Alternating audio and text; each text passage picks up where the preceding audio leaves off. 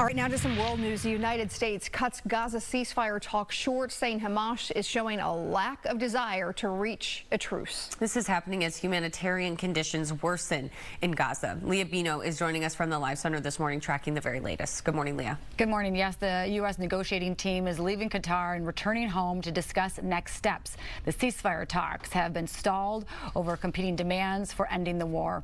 Israel says it will not agree to end the conflict until Hamas gives up power, and the militant group says it is prepared to leave power but not surrender its weapons. Now, this prompting U.S. Special Envoy Steve Witkoff to bring home the American mediators.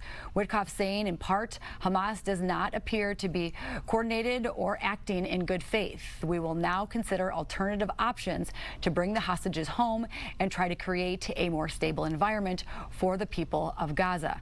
It is a shame that Hamas has acted in this selfish way. State Department Principal Deputy Spokesperson Tommy Pigott further explaining the United States decision.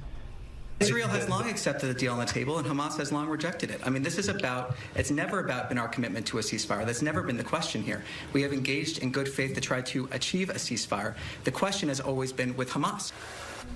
Israel has also withdrawn its negotiators. In response, Hamas said it was surprised by the State Department's remarks and is committed to more discussions. This comes as Israel's blockade and military offense have driven Gaza to the brink of famine. The UN Food Agency says nearly 100,000 women and children are suffering from severe acute malnutrition, and the Gaza Health Ministry has reported a rise in hunger-related deaths.